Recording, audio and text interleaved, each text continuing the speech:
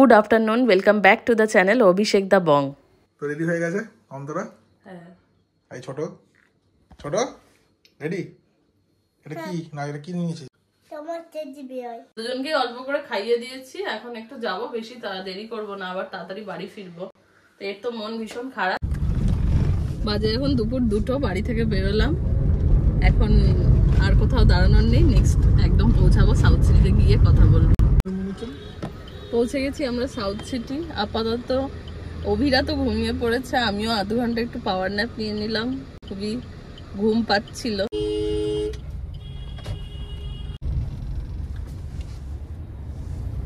মলের terrace parking থেকে পড়ন্ত বিকেলটা দেখতে খুব সুন্দর লাগছিল। উল্টো দিকেই সাউথ সিটি ইন্টারন্যাশনাল স্কুল, সেটার ক্যাম্পাসটা দেখা যাচ্ছে।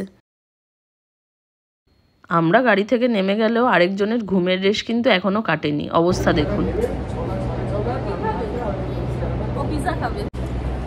ও সারাদিন শুধু পিজাই চাই, তাই না? শুধু পিজা চাই তো। অভিরা মলে আসতে ভীষণ ভালোবাসে, কিন্তু যদিও খুব একটা বায়না নেই, তাই জন্য আমি আর অভিষেক চেষ্টা করি মাঝে মাঝেই ওকে নিয়ে একটু বেরোনোর।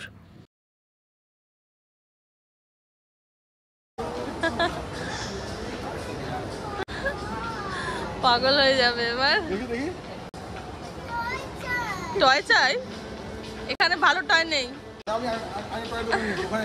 এখানে হ্যামলির শপটা দেখে একটু টয়েজের কথা বলছিল বটে, কিন্তু যেই অভিষেক আবার অন্য দোকান দেখালো, ও কিন্তু সাথে সাথে ভুলে গেল।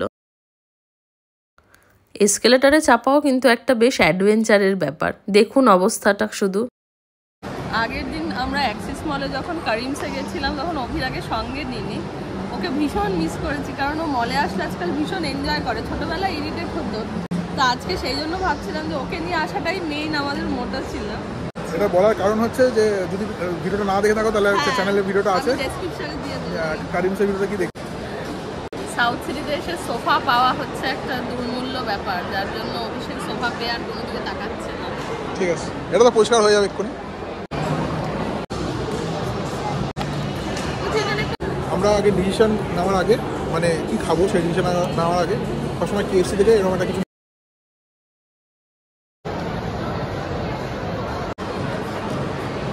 ডমিনোজের পিজা একটা, পিজার জন্য পাগল হয়ে গেছিলো, পিজা অর্ডার করেছি। ডমিনোজের পিজাটা বেশি ভালো লাগে পিজা হাটের থেকে, তার জন্য পিজা হাট থেকে কিনিনি, একবারে ডমিনোজ থেকে কিনেছি। মানে সেম পিজাটাই, পিজা ম্যানিয়ার ক্যাটাগরিতে 102 নিচ্ছে, আর যেটা সেটা যদি আপনি মেনশন না করেন তাহলে 235 টাকা নিচ্ছে, বলছে ওরা টপিং বেশি থাকে। তো কয়টা টপিংয়ের জন্য 100 টাকা বেশি দেওয়ার কোনো মানে হয় না। আর আগের দিন যখন সিসিকুতে গেছিলাম তখন বাউন্ন থেকে চিকেন থুপ্পাটা খেতে পারিনি, হ্যাঁ, ওটা আফসোস ছিল। তোমার মন পড়েছিল, তারপরে অন্য কিছু খিদে পেলে অন্য জায়গা থেকে ডিফারেন্ট ট্রাই করা হবে। একদম।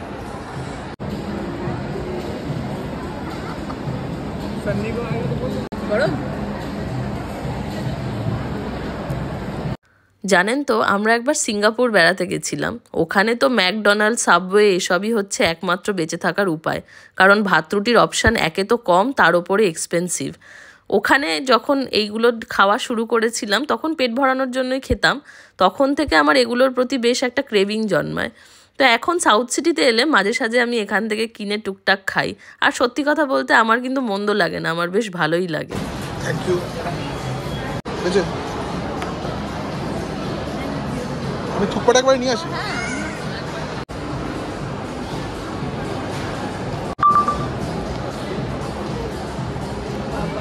মাঝে যখন বিয়ের আগে আমরা বেরোতাম তখন যেখানেই যেত আগে থুকপা খেত, এখন আর খায় না, অনেক বছর হয়ে গেল। সিটি সেন্টারে যে হঠাৎ কি মনে হলো, সে তো পেলো না, তখন থেকে ক্রেভ করছি, আজকেও থুকপাটা খাবে, তারপরও শান্তি হবে। তুমি কি তোমার গরম গরম থুকপা আমার সাথে একটু শেয়ার করবে? আমি জানতাম তুমি এটাই বলবে।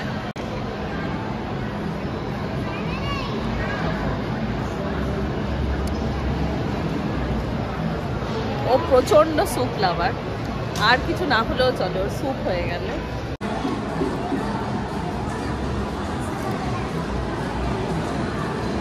জিভটা পুড়ে গেল, খাবো না। বাড়ি দিয়ে যায়, চামচ দিয়েছে, সারাদিন লাগবে। আজ একদম সবার পছন্দ অনুযায়ী খাবার, বনাইয়ের পছন্দ পিজা, অভিষেকের পছন্দ থুকপা, আর আমার পছন্দ সাবওয়ে। এই এটা ইটালিয়ান লোডেড সাপ, এটা হচ্ছে ইটালিয়ান বিএমটি, সসি একদম সেলামি টেলামি দিয়ে লোডেড।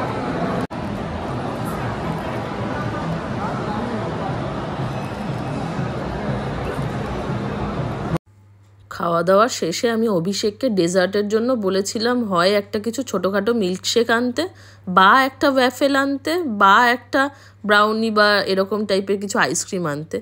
আমার যে সেদিন কি মাথা খারাপ হয়েছিল, অভিষেক সবই কিনে নিয়েছে। ওর অবস্থাটা জাস্ট দেখুন। খুব গরম। কি নাও, এটা ব্রাউনি উইথ আইসক্রিম। এটার সাথে আমি আরেকটা জিনিস আনছি, আর দুটো জিনিস আছে। একটা কেভেন্দার থেকে, ওটা কেভেন্দার এটা পাইনি, এটা ক্রিম অ্যান্ড ফার্স্ট থেকে পেয়েছি। গরম কিন্তু প্রচণ্ড।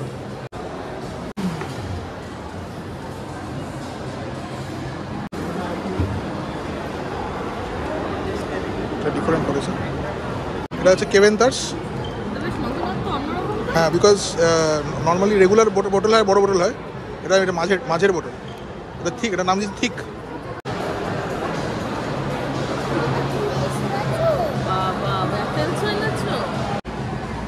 এটা বেলজিয়াম চকলেট।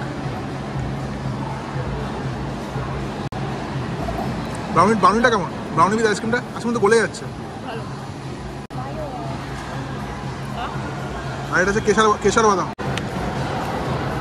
এটা কস্ট এফেক্টিভ, দামটা একটু কম মনে হলো কেভেন্দার্সের, যেটা সিসিটিভিতে খেয়েছিলাম। বাট কেভেন্দার্সেরটা টেস্ট বেশি ছিল, কেভেন্দার্সের টেস্টটা বেশি ভালো ছিল। এটা জাস্ট মানে ব্রেডটার ওপর দিয়ে, হ্যাঁ, আর ওটা তো একদম ভিতরে অবধি না, আর তাছাড়া ব্রেডটাও খুব ক্রিস্পি ছিল, ভালো ছিল ওটা। খাওয়া দাওয়া শেষ করে আমরা আসলাম এবার একটু প্যান্টালুন্সে। অভিরার জন্য কিছু শীতের জামা কাপড় কেনার রয়েছে।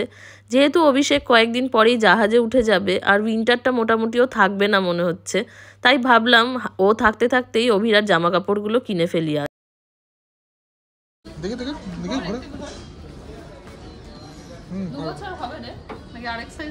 আরেক বছর হবে।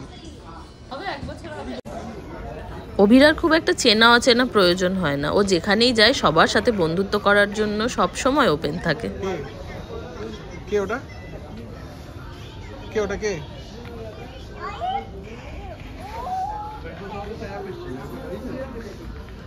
কে এটা? কে? এই ওদিকে না, এদিকে এদিকে।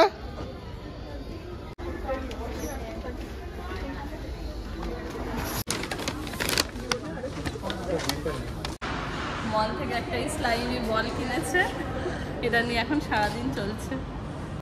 চলুন, হয়ে গেছে কেনাকাটি, এবার একটু বেহালায় যাব বাবা মায়ের সাথে দেখা করতে। ছিড়িস না, টেনে ছিড়ছিস কেন? আচ্ছা, আমলকিটা এখনই দেবো? হ্যাঁ, আমি তো কফি খাচ্ছি না, আমি আমলকিটা টেস্ট করে। হ্যাঁ, বিশাল বড় কাপ। এটা তো বাবার কাপ, বাবা তো বড় কাপে খায়। আমি তো খেতে পারবো না। না, আমার এটা আমি এত বড় খেতে পারবো না, আমি অলরেডি খেয়ে এসেছি। আমি আসলে এইমাত্র খেলাম কফি। না, একদম সকালবেলা চলে আসছি। তো বাজে এখন রাত্রি 11টা। মোটামুটি ভালোই সময় কাটলো, অনেকক্ষণ ভেবেছিলাম বেশিক্ষণ সময় থাকবো না, বাট অনেকক্ষণ সময় কাটানো হলো বাবা মার সাথে। তো আজকের মতন ব্লগটা এখানেই শেষ করছি, আবার দেখা হবে খুব তাড়াতাড়ি আর নতুন একটা ব্লগ নিয়ে। চলো, টাটা, বাই বাই।